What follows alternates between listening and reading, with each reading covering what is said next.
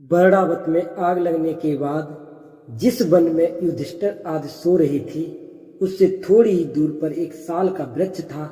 उस पर हिडम्बासुर नाम का दैत्य रहता था। वह बड़ा ही क्रूर, पराक्रमी एवं मांसभक्षी था।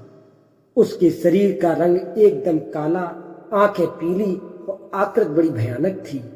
दाढ़ी, मूछ और सिर के बाल लाल लाल थे तथा बड़ी बड़ी आंखों के कारण बहुत ही भीषण लग रहा था। और उस समय उसे भूख लगी हुई थी। मनुष्य की गंध पाकर उसने पांडवों की ओर देखा और फिर अपनी बहन हिडम्बी से कहा, बहन, आज बहुत दिनों के बाद मुझे अपना प्रिय मनुष्य मांस मिलेगा। हमारी जीभ पर बार बार पानी आ रहा है।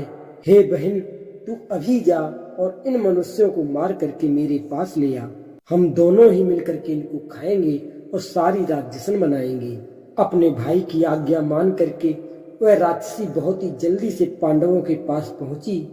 उसने जाकर के देखा कि कुंती और युधिष्ठिर आज तो सो रहे हैं, लेकिन महाबली भीमसेन जाग रहे थे। भीमसेन के विशाल शरीर और परम सुंदर रूप को देख करके हिडिंबा का मन बदल गया।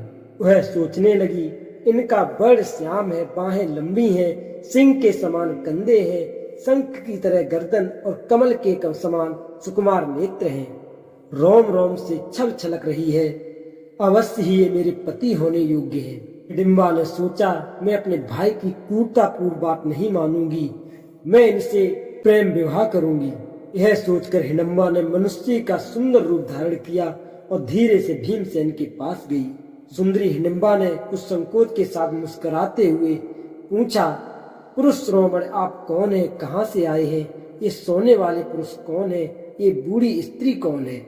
और आप सब लोग इस घने जंगल में क्या कर रहे हो? क्या आप लोगों को पता नहीं है, इस घने जंगल में बड़े बड़े राक्षस रहते हैं और हिडिंबा नाम का राक्षस तो पास ही नहीं उसी का क्षेत्र है। मैं उसी की बहन हूँ।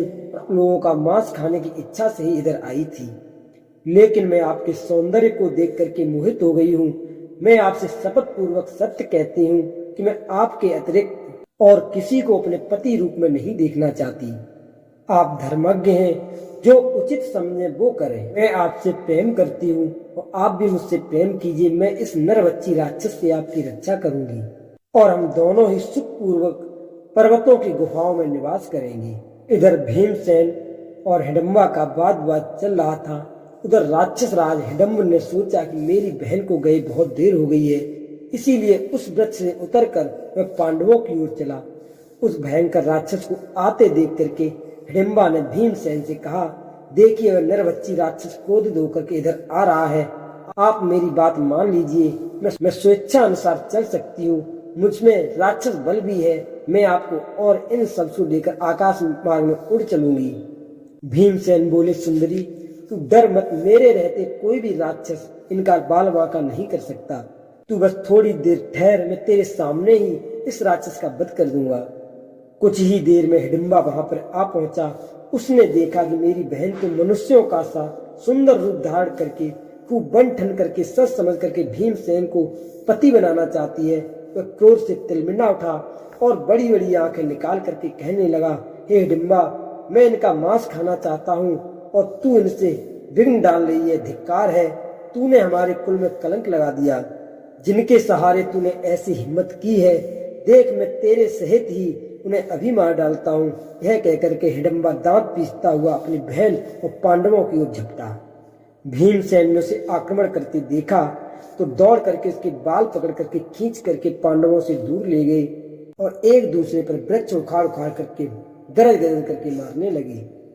उन दोनों की घोर गर्जना सुन करके कुंती और पांडवों की नींद खुल गई। उन लोगों ने आंखें खोलते ही देखा कि सामने एक परम सुंदरी हिडिंबा खड़ी है। उसके रूप सौंदर्य विस्मित होकर कुंती ने बड़ी मिठास के साथ धीरे धीरे कहा, सुंदरी, तुम कौन हो? यहाँ किस लिए, कहाँ से आई हो? हिडिंबा ने कहा, ये जो काला काला घोर जंगल है वही मेरा और मेरे भाई हिडिंबा का व्यवस्थान है। उसने मुझे तुम लोगों को मार डालने के लिए भेजा था। यहाँ आकर मैंने तुम्हारे परम सुंदर पुत्र को देख करके मोहित हो गई। मैंने मन ही मन उनको अपना पति मान लिया है और उन्हें यहाँ से ले जाना चाहती हूँ, लेकिन मेरी बातों से वो विचलित नहीं हुए। मुझे देर करते देखकर मेरा भाई स्वयं वहां चला आया और उसे तुम्हारे पुत्र घसीटते हुए बहुत दूर ले गए हैं। देखो इस समय भी दोनों गरजते हुए हैं, यहाँ तक उनकी आवाज आ रही है। हिडिंबा की यह बात सुनते ही चारों पांडव उठकर खड़े हो गए और देखा कि वे दोनों एक दूसरे को परास्त करने की अभिलाषा से भिड़े हुए हैं। भीमसेन को कुछ दबते देख करके अर्जुन ने कहा, भाई कोई डरने की जरूरत नहीं है, नकुल और सहदेव की माँ की रक्षा करते हैं, मैं अभी इस राक्षस को मार डालता हूँ। भीमसेन बोले, नहीं अर्जुन, तुम्हारे आने की आवश्यकता नहीं है, बस कुछ ही देर में ऐसे मैं काल के हवाले कर दूंगा। और कुछ ही देर में हिडंबासुर को भीमसेन इतनी तेज उठा करके पटका कि उसके प्राण पखेरु उड़ गए। अर्जुन ने भीमसेन का सत्कार करके कहा, भाई यहाँ से बैरावत नगर बहुत दूर नहीं है, चलिए यहाँ से जल्दी ही निकल चलते हैं, कहीं दुर्योधन को हमारा पता चल गया तो दिक्कत हो जाएगी। इसके बाद माता के साथ सब लोग वहां से चलने लगे। इधर हिडिंबा कुंती को जाते देख करके उनके पैरों पे गिर पड़ी और भीमसेन को अपने पति रूप में मांगने लगी। हिडिंबा बोली, हे माते, अब तो हमारा भाई भी इस दुनिया में नहीं है, अब मैं अनाथ यहाँ पे कहाँ भटकती रहूंगी, कृपा करके कुछ अपने पुत्र को कुछ दिनों के लिए हमारे साथ भेज दीजिए, मैं इससे विवाह करना चाहती हूँ। हिडिंबा बोली, अगर आपने हमें स्वीकार नहीं किया तो यहीं पर अपने प्राण त्याग दूंगी। यह बात मैं सत्य सत्य शपथ पूर्वक कहती हूँ, आप मुझ पर कृपा कीजिए, मैं मूल भक्त्या सेवक जो कुछ भी हूँ आपकी हूँ, मैं आपके पुत्र को लेकर जाऊंगी और थोड़े ही दिनों में लौटा जाऊंगी। आप मेरा विश्वास कीजिए, जब आप लोग हमें याद करेंगे मैं तुरंत ही आपके पास आ जाऊंगी। युधिष्ठिर ने कहा, तुम्हारा कहना ठीक है, सत्य का कभी उल्लंघन मत करना, प्रतिदिन सूर्यास्त के पूर्व तुम पवित्र होकर भीमसेन की सेवा में रहना। भीमसेन दिन भर तुम्हारे साथ रहेंगे, लेकिन सायंकाल होते ही तुम इनको मेरे पास पहुंचा देना। राक्षसी ने सारी बातें स्वीकार कर ली और भीमसेन को लेकर के चली गई। हिडिंबा भीमसेन को लेकर पहाड़ों की चोटियों पर, घने जंगलों में, तालाबों में, गुफाओं में, नगरों में और दिव्य भूमियों में भीमसेन के साथ विहार करने लगी। समय आने पर हिडिंबा को एक पुत्र की प्राप्ति हुई। पुत्र के विकट नेत्र, विशाल मुख, नुकीले कान, भीषण शब्द, लाल ओठ, तीखी दाढ़ें, बड़ी बड़ी बाहें, विशाल शरीर। हिडिंबा के बालक के सिर पर बाल नहीं थे, यानी केशहीन देख करके उसका घटोत्कच नाम रख दिया। घटोत्कच पांडवों के प्रति बड़ा ही श्रद्धा और प्रेम रखता था और वे भी उसके प्रति बड़ा स्नेह रखते थे। हिडिंबा ने सोचा कि अब भीमसेन की प्रतिज्ञा का समय पूरा हो गया है, इसीलिए वह वहां से चली गई। घटोत्कच माता कुंती तो पांडवों को नमस्कार करके कहा, आप लोग हमारे पूजनीय हैं, आप निसंकोच बतलाइए कि मैं आपकी क्या सेवा करूं। कुंती ने कहा, बेटा तू कुरुवंश में उत्पन्न हुआ है और स्वयं भीमसेन के समान ही है, इन पांचों पुत्रों में सबसे बड़ा है, इसलिए समय आने पर इनकी सहायता करना। कुंती के इस प्रकार कहने पर घटोत्कच ने कहा, मैं रावण और इंद्रजीत के समान पराक्रमी तथा विशालकाय हूँ, जब आप लोगों को कोई भी आवश्यकता हो तो मेरा स्मरण करना, मैं अवश्य आपकी मदद के लिए आऊंगा।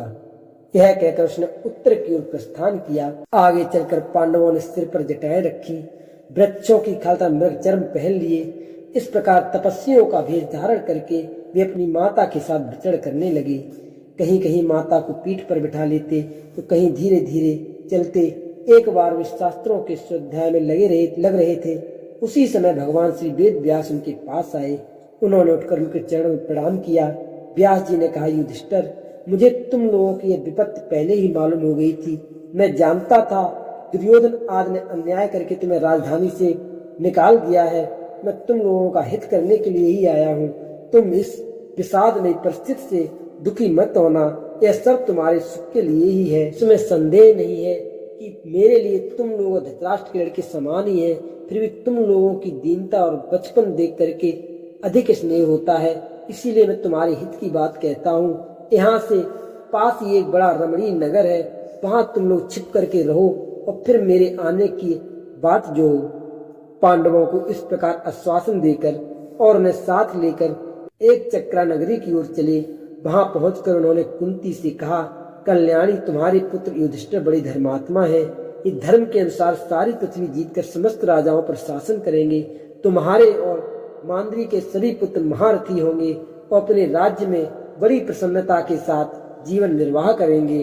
व्यास जी ने इस प्रकार कहकर कुंती और पांडवों को एक ब्राह्मण के घर में ठहरा दिया और जाते जाते कहा, 1 महीने तक मेरे इंतजार करना, मैं फिर आऊंगा। देश और काल के अनुसार सोच समझ करके काम करना, तुम्हें बड़ा सुख मिलेगा। सबने हाथ जोड़ करके उनकी आज्ञा स्वीकार की। फिर व्यास जी चले गए। दोस्त, इसके आगे कथा आपको अगले भाग में सुनने को मिलेगी। तब तक के लिए चैनल को सब्सक्राइब कर दीजिए, लाइक कर दीजिए। जय श्री कृष्णा।